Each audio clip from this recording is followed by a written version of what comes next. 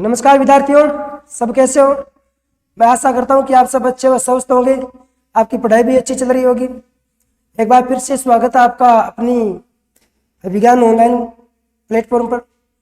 मित्रों, हमारा जो टॉपिक चल रहा था वो मेवाड़ से संबंधित टॉपिक चल रहा था और मेवाड़ में हमने बप्पा राउल से लेकर लगभग हमने जिक्र किया है और समस्या तक हमने बात की है। आज का जो हमारा टॉपिक रहेगा वो रहेगा राहुल रतन सिंह के बारे में। तो राहुल रतन सिंह के बारे में जानकारी प्राप्त करेंगे। पढ़ने से पहले मैं आपको बता देना चाहूँगा कि आप क्लास को पूरी देखना, क्लास को शेयर करना, क्लास को अपने दोस्तों के साथ शेयर करना किया करो ताकि वो भी पढ़ सके, आप भी पढ़ सको, हम आपको पढ़ा सके। तो आइए हम जानकारी प्राप्त करते हैं। सबसे पहले हम जो हमारा टॉपिक पढ़ने वाले हैं वो टॉपिक का नाम है राहुल रतन सिंह। हमारा जो टॉपिक रहेगा वो क्या रहेगा? राहुल रतन सिंह।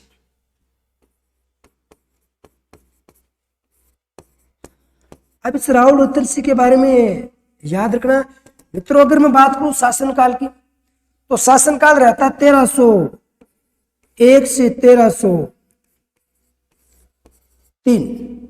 1301 से 1303 शासनकाल रहता है, लेकिन 1302 से लेकर 1303 भी बताया जाता है। आपको याद करना है 1301 से लेकर 1302 तक राहुल रतन सिंह। अगर मैं राहुल रतन सिंह की बात करूं उत्तराधिकारी, तो मित्रों याद रखना उत्तराधिकारी जो थे ये थे समरसिका। किसके थे? समरसी। इनके पिताजी का नाम थे समरसी। अब मित्रों यहीं से आपको जो बातें याद रखनी है उसमें सबसे पहले आपको ध्यान देना कि राहुल साका का अंतिम शासक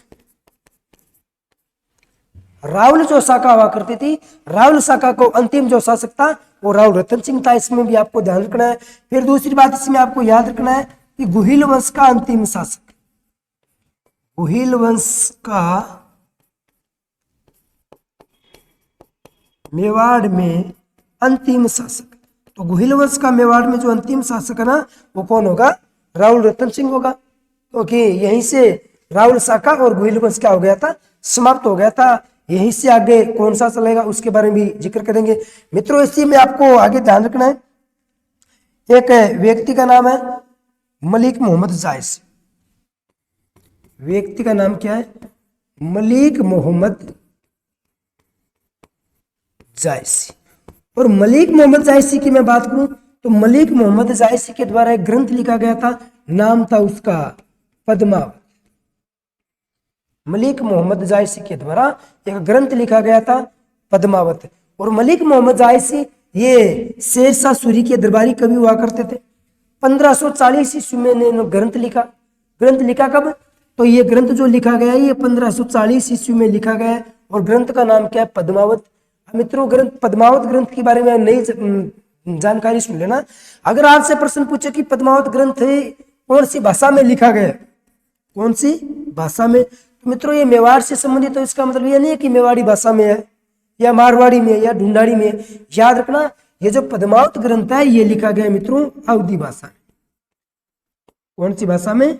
अवधी भाषा में लिखा गया मित्रों। इस अगर हमें पद्मावत ग्रंथ की बात करें तो यह एक लव स्टोरी है, एक प्रेम कहानी है। ये क्या है? प्रेम कहानी है। ये एक क्या है? प्रेम कहानी। लेकिन याद रखना लोगों ने कहा कि हाँ ये प्रेम कहानी है, लोगों ने कहा कि ये प्रेम कहानी है, लेकिन कुछ लोगों ने कहा कि काहे की प्रेम कहानी है।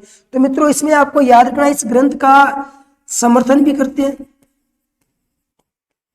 इस ग्रंथ का समर्थन भी करते हैं और विरोध भी करते हैं। इस चीज को आप ध्यान में रखना। समर्थन जो करता है वो करता है कर्नल जेम्स टोड, ये तो करेगा ही। बस इसने कहा कि हाँ भाई ये एक प्रेम कहानी है। और इसका साथ जो दिया था वो साथ दिया था मुहणोत नैणसी ने। मुहणोत नैणसी ने कहा कि हाँ कर्नल जेम्स टोड बात सही कर रहा है, ये एक क्या है? प्रेम कहानी है। तो मित्रों गौरी शंकर हीराचंद ओझा, गौरी शंकर हीराचंद ओझा ने कहा कि काय का प्रेम कहानी है, सब झूठी बातें, कोई प्रेम कहानी नहीं है। और इसी का साथ दिया था सूर्यमल मिश्र ने। किसने? सूर्यमल मिश्र ने कहा कि सब बकवास है, कुछ नहीं है। इसमें भी आपको याद रखना है। अब मित्रों यहीं से आपको आगे की बात हो क्या याद रखनी है वो ध्यान से सुनना। एक क्षेत्र है, नाम उसका सिंहल प्रदेश। एक क्षेत्र का नाम क्या है? सिंहल प्रदेश। और सिंहल प्रदेश की मैं बात करूं तो सिंहल प्रदेश है मित्रों, ये वर्तमान नाम क्या है मैं कहूंगा तो श्रीलंका। क्या कहूंगा? श्रीलंका। इसमें आपको याद रखना है। और इस सिंहल प्रदेश के बारे में आपको ध्यान क्या देना है मित्रों, मैंने कहा कि सिंहल प्रदेश, और सिंहल प्रदेश का जो राजा हुआ करता था वो था गंधर्वसेन।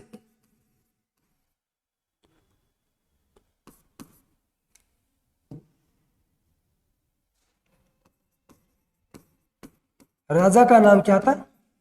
गंधर्वसेन। और इस राजा की जो रानी थी, इस रानी का नाम था मित्रों चंपावती। रानी का नाम क्या था? चंपावती। ध्यान से सुनना, गंधर्वसेन राजा था सिंहल प्रदेश का, या सिंहल द्वीप भी कह सकते हैं, सिंहल द्वीप, ठीक है, जो श्रीलंका वाला क्षेत्र। और वहां की जो रानी थी वो चंपावती। मित्रों इन्हीं गंधर्वसेन और रानी चंपावती से एक पुत्री प्राप्त हुई, और पुत्री का नाम था पद्मावती। पुत्री का नाम क्या था? पद्मावती। पद्मिनी भी कहा जाता है। इस पद्मिनी का जो जन्म होता है वो जन्म कहाँ होता है? सिंहल प्रदेश में होता है। लेकिन मित्रों मैंने अगर राजस्थानी छात्रों में देखे तो इनको यहीं की बताया जाता है कि पुंगल गढ़री पद्मिनी तू रानी सिरमौर, जैसलमेर जन्म लियो प्रणीगढ़ चित्तौड़। पुंगलगढ़ की पद्मिनी, तू रानी सिरमौर, जैसलमेर जन्म लियो प्रणीगढ़ चित्तौड़। तो इसमें आपको याद क्या करना है, तो यहीं की बताया गया, रानियों में सर्वश्रेष्ठ बताया गया, इस बात का भी आपको ध्यान रखना है, ठीक है ना। तो इस पद्मावती के बारे में उल्लेख मिलता है कि इस पद्मावती के पास मित्रों एक तोता हुआ करता था, तोता। और इस तोते का नाम था हीरामन तोता। तोते का नाम क्या था? हीरामन तोता। तोते का नाम क्या था? हीरामन तोता। इस बात को भी आप ध्यान रखना। और ये हीरामन जो तोता था ये आदमी की नकल कर सकता था, जिस प्रकार से आदमी बोलता है ना वैसे ही ये बोलता था। तो एक दिन ऐसा उल्लेख मिलता है कि ये सिंहल प्रदेश से ये तोता उड़ गया। ये सिंहल प्रदेश से तोता उड़ गया और यहीं अपने राजस्थान में एक दुर्ग है मित्रों, और दुर्ग का नाम है गागरोन दुर्ग। कौन सा दुर्ग? गागरोन का किला। और गागरोन का जो किला ये झालावाड़ में, गागरोन का जो किला ये झालावाड़ में, और इस झालावाड़ के किले पर एक तोता आकर बैठा है मित्रों। उस तोते का नाम क्या है? तोते का नाम है हीरामन तोता। कौन से किले पर आकर बैठ गया? गागरोन के किले पे। और मित्रों इस गागरोन के किले पर ऐसा उल्लेख मिलता है कि एक शिकारी आता है और शिकारी अपने जाल में फंसा लेता है। किसको? इस तोते को शिकारी अपने जाल में फंसा लेता है। और जाल में फंसाने के बाद में उल्लेख मिलता है कि इस तोते को शिकारी ने किसी ब्राह्मण को बेच दिया। और जैसे ही ब्राह्मण को बेचा तो वो ब्राह्मण क्या है, राहुल रतन सिंह के दरबार में गया और राहुल रतन सिंह को बताया कि ये तोता ये आदमी की नकल कर सकता है।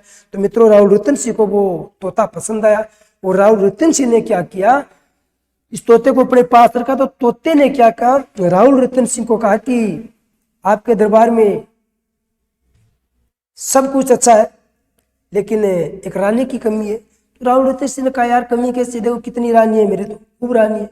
जो ना दुनिया में जो सुंदर नारी है, जो सुंदर महिला है वो हमारी राजकुमारी पद्मावती है।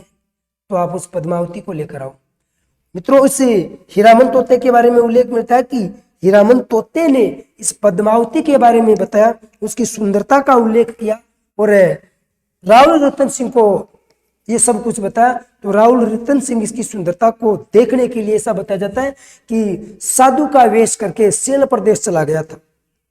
साधु का वेश करके सियाल प्रदेश चला गया और उसके दरबार में चक्कर लगाने लगा, गंधर्व सेन के दरबार में।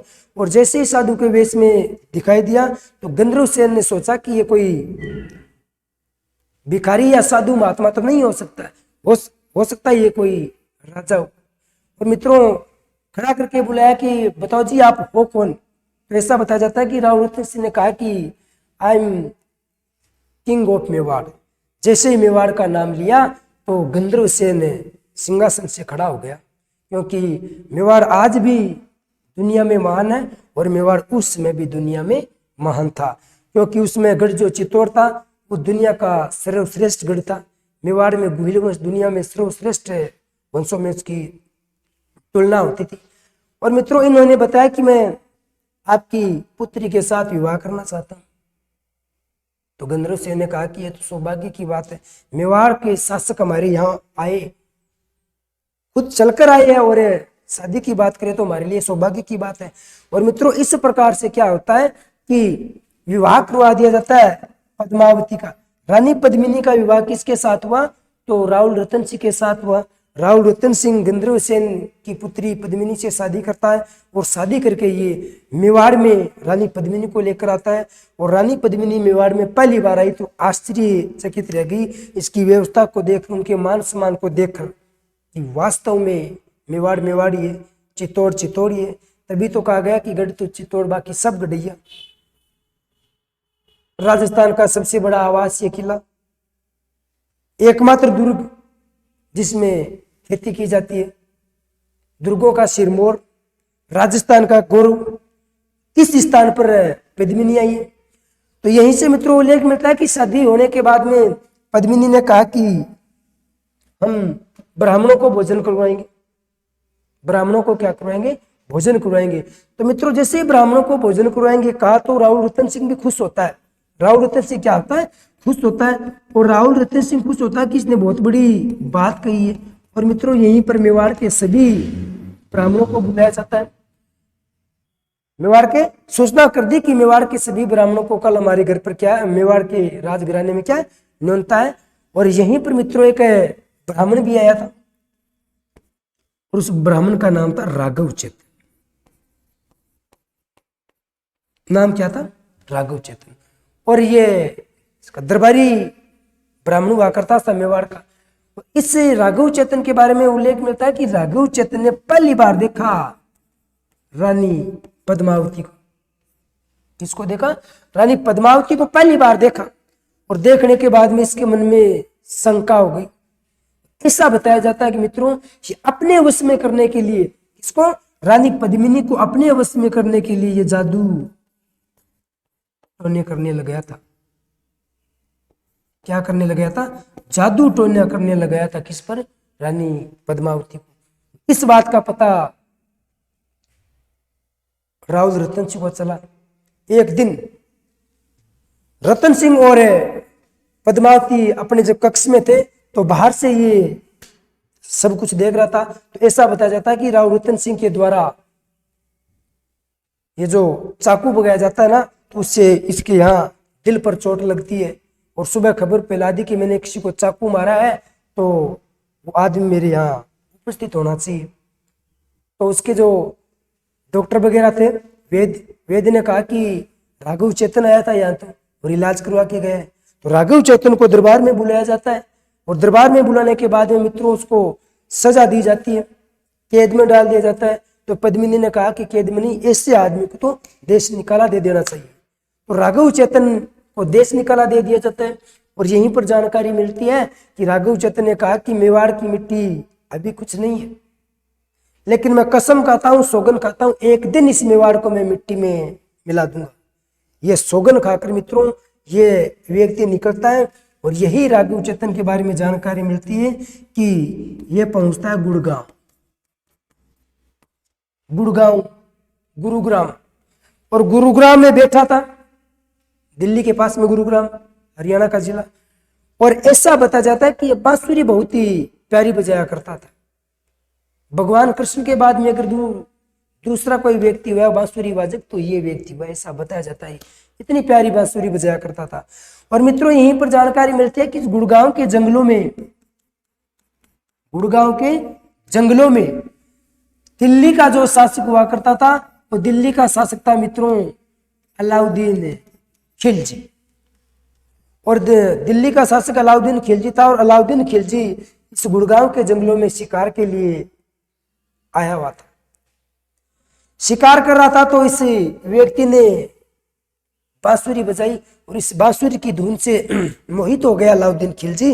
और अलाउद्दीन खिलजी ने आदेश दिया कि जो वहां व्यक्ति बैठा है उसको मेरे दरबार में उपस्थित किया जाए, क्योंकि ये बहुत ही सुरीली बांसुरी बजाता है और ये दुनिया का सबसे महानतम कलाकार है।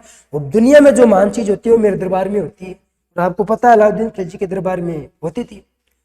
और मित्रों यहीं पर अलाउद्दीन खिलजी के दरबार में ये आपका राघव चेतन पहुंच गया। और ये तो अलाउद्दीन खिलजी के दरबार में ही जाना चाहता था। इसकी तो यही मंशा थी कि मैं कैसे अलाउद्दीन खिलजी के दरबार में पहुंचूं, लेकिन इसको तो ऑलरेडी न्योता मिल गया। अब मित्रों ये उसके दरबार में रह रहा है, पूरी जानकारी दे रहा है। और जानकारी देते हुए अलाउद्दीन खिलजी ने कहा, राघव चेतन ने अलाउद्दीन खिलजी से कहा कि ये जो आपका महल, ये आपकी शान शौक, ये कुछ नहीं है। अलाउद्दीन खिलजी ने कहा कि यार बेटी तेरा बाप ऐसे क्यों बोल रहा है, कुछ क्यों नहीं, कि अगर आप महल गढ़ चित्तौड़ देखो तो ये गढ़ वगैरह देखो तो देखो चित्तौड़, चित्तौड़ से बढ़कर कोई गढ़ नहीं है। गढ़ तो चित्तौड़, बाकी सब गढ़ैया। और ये जितनी भी आपकी महिलाएं बैठी है, अपनी जो आपकी महारानियां बैठी है, ये एक भी सुंदर नहीं है। और सुंदरता है तो रानी पद्मिनी को देखो। और मित्रों ऐसा कहता है क्योंकि इसको तो चित्तौड़ खत्म करवाना था। ये तो बदला लेना चाह रहा है, बदला लेना चाह रहा था। और मित्रों ऐसा उल्लेख मिलता है कि अलाउद्दीन खिलजी ने आक्रमण कर दिया था राहुल रतन सिंह पर। अलाउद्दीन खिलजी ने राहुल रतन सिंह पर क्या कर दिया, आक्रमण कर दिया था। अब देखो आक्रमण क्यों किया था, इसके पीछे भी कारण है, यहीं से आपके प्रश्न बनता है, तो ध्यान से देखना। अलाउद्दीन खिलजी के आक्रमण करने का कारण। अब आक्रमण करने का जो कारण था मित्रों, सबसे पहले एक चीज याद रखना, इसने मेवाड़ पर आक्रमण किया था अलाउद्दीन खिलजी ने। अब कब किया था, कितने महीने तक घेराबंदी करी, इसके बारे में हम जरूर देखेंगे।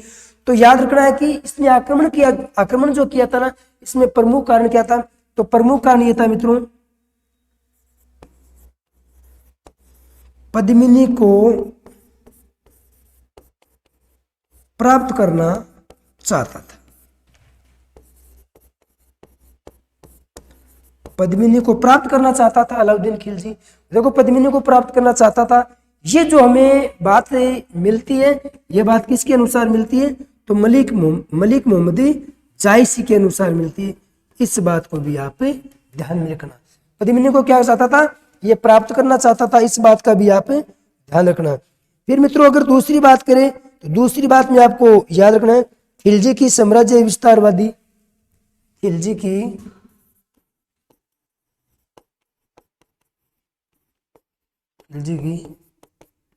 साम्राज्य विस्तारवादी नीति, ठीक है ना, खिलजी की साम्राज्य विस्तारवादी नीति। फिर मित्रों इसी में आपको आगे और याद रखना है, अगली बात है सुल्तान की प्रतिष्ठा का प्रश्न। सुल्तान की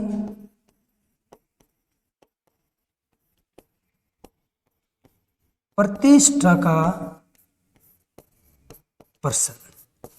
अब ये सुल्तान की प्रतिष्ठा का प्रश्न क्या था मित्रों, इस समय मेवाड़ अपने चरम पे था। अगर मैं मेवाड़ की बात करूं तो मैंने आपको शासक बताया था तेज सिंह, और तेज सिंह ने बलबन को पटखनी दी थी।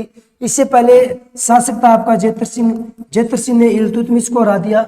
इसके बाद में अगर मैं बात करूं तो राव रतन सिंह के पिता थे समर सिंह, और समर सिंह ने क्या किया, अलाउद्दीन खिलजी से टैक्स ले लिया था। तो बताओ सुल्तान की प्रतिष्ठा का प्रश्न तो बनता ही है। तो अब अलाउद्दीन खिलजी ने सोचा कि अगर ये मेवाड़ इस प्रकार से रहा तो हमारा क्या होगा, है ना।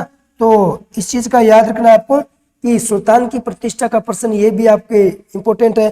फिर मेवाड़ का बढ़ता प्रभाव, मेवाड़ का क्या है, बढ़ता प्रभाव, मेवाड़ का बढ़ता प्रभाव, मेवाड़ का बढ़ता प्रभाव। अब मेवाड़ का प्रभाव बढ़ेगा तो बताओ दिल्ली के सुल्तानों का क्या रहेगा। और फिर अगर मैं आगे बात करूं तो मित्रों याद रखना, गुजरात एवं मालवा के मध्य चित्तौड़ का होना, गुजरात व मालवा के मध्य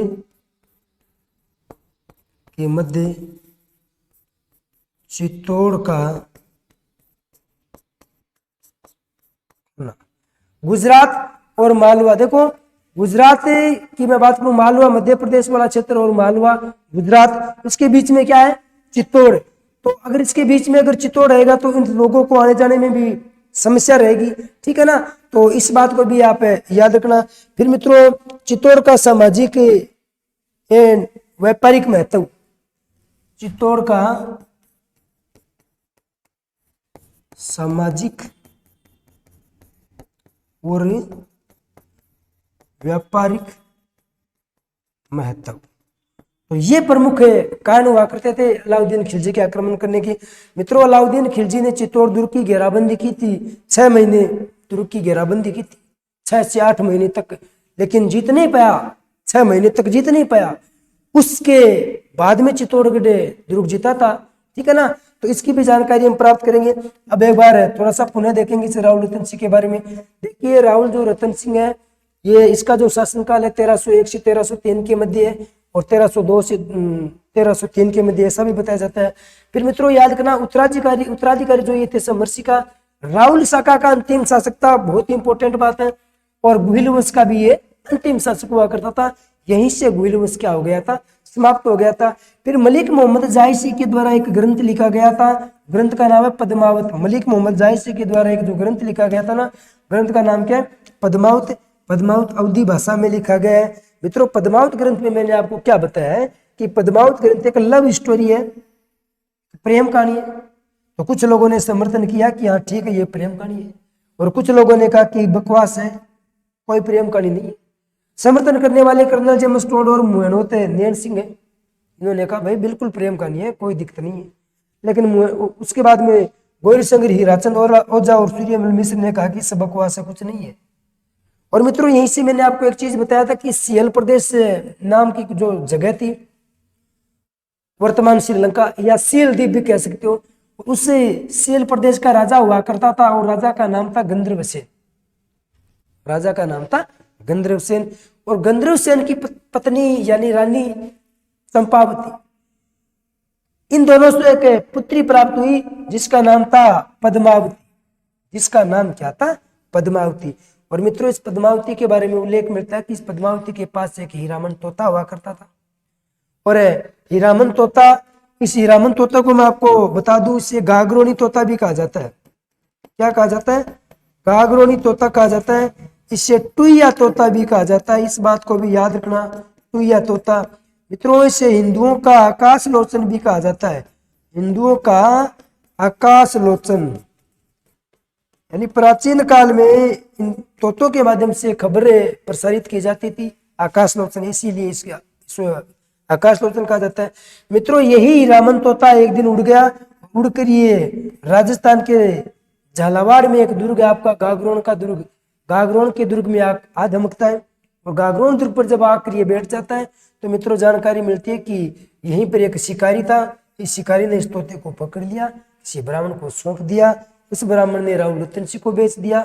समझ रहे हो आप, राव रतन सिंह के पास गया तो राव रतन सिंह को इस तोते ने इस रानी पद्मिनी की सुंदरता के बारे में विवरण किया। फिर इनकी शादी हुई, ये सब हमने बता दिया। मित्रों यहीं से नाराज होकर जो गया था वो गया था राहुल रतन सिंह से राघव चेतन, और राघव चेतन ने एक जादू टोना किया करता था। इसने कसम खाई थी कि मैं इस दुर्ग को और पूरे वंश को मैं क्या करूंगा, मिट्टी में मिला दूंगा, और हकीकत में इसने क्या कर दिया, मिट्टी में मिला भी दिया था।